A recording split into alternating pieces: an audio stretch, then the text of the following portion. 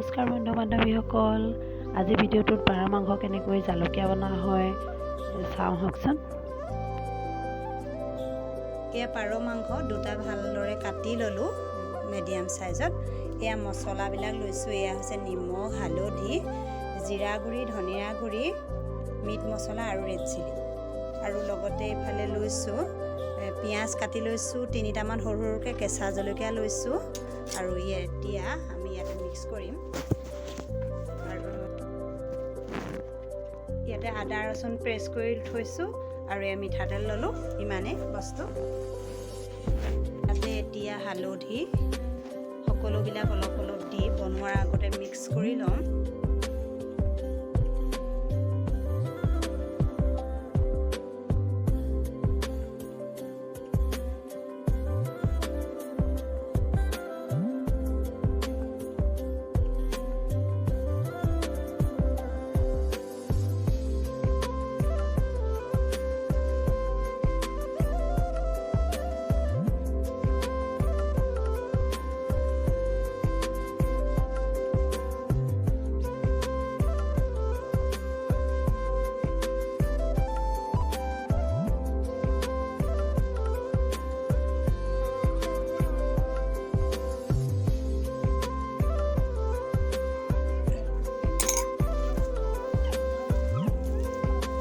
ৰচুনৰ পেষ্টখিনি ইয়াতে দি দিছোঁ।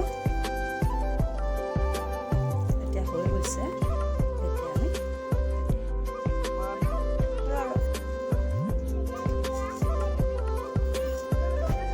এতিয়া আমি কেৰাহীটো পাতিছোঁ। কেৰাহীটো গৰম হ'ব লাগিব। গৰম হ'লে আমি তেলখিনি দি দিম।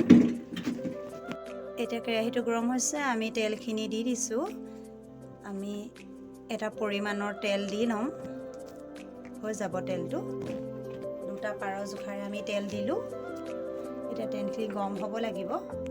আপোনালোকেও এইটো পদ্ধতিৰে বনাই চাব, খাবলৈ খুবেই টেষ্টি হয়। মই প্ৰায়ে বনাওঁ, আপোনালোককো আজি দেখালোঁ। আপোনালোকে কৰি খাই চাবচোন ঘৰত। এতিয়া তেলখিনি গৰম হৈছে।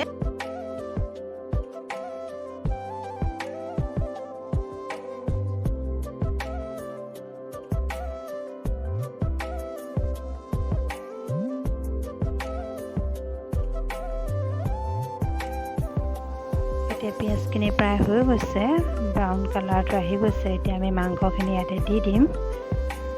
ভালদৰে মাংসখিনি দি ভালদৰে লৰাব লাগিব।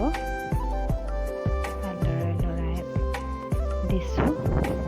মাংসখিনি যেতিয়া ভালদৰে মিক্স হয়,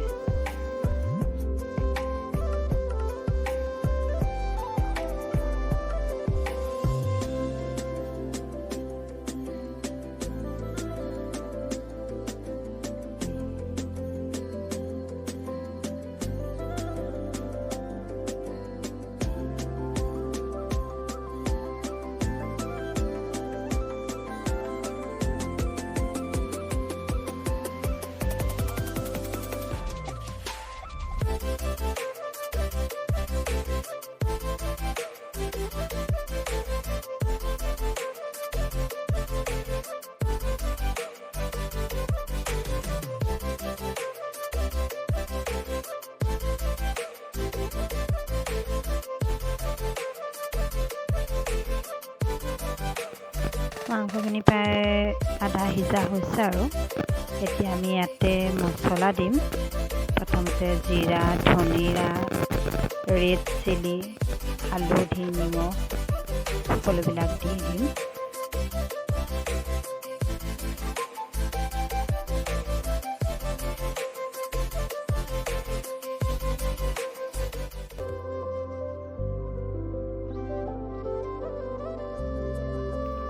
এতিয়া মাংসটো সিজিছে, মাংসটো অলপ অলপ ফুটিছে। মাংসটো সিজিলে ভালদৰে ফুটি উঠে, তেতিয়া আলুখিনি দি দিব লাগে।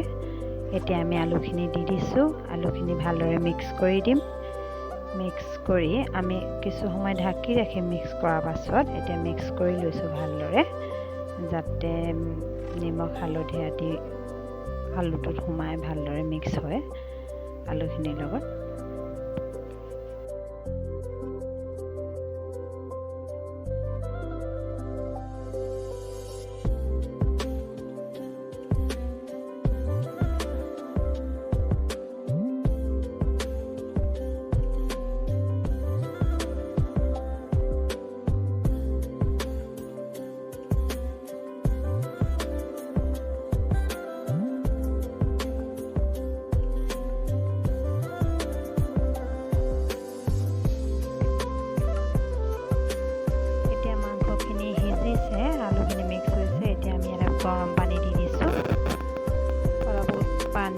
ভালকৈ গৰম কৰি লৈছিলোঁ। পানী এতিয়া ইয়াতে দি দিছোঁ।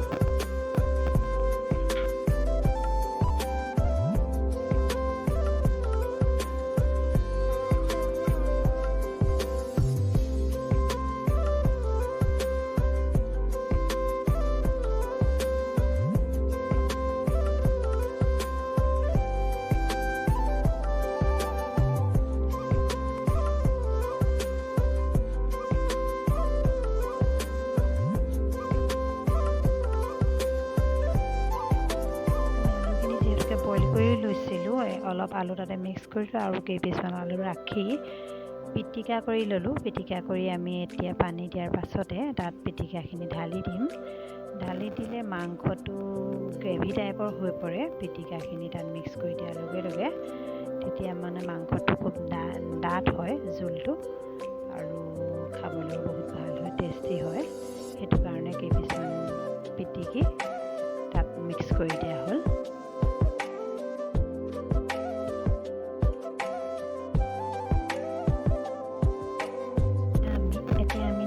চালোঁ মাংসটো প্ৰায় সিজিছে, আৰু এতিয়া ইয়াতে আমি জালুকৰ গুড়ি দি দিম। যিহেতুকে এতিয়া ঠাণ্ডা ছিজন, অকণমান জালুকীয়া হ'লে খুবেই ভাল লাগিব। আমি জালুকখিনি ভালদৰে মিক্স কৰি দিম। প্ৰায় ৰেডি হৈ গৈছে, আৰু অকণমান ঢাকন দি ৰাখি দিলেই তৰকাৰীখন হৈ যাব।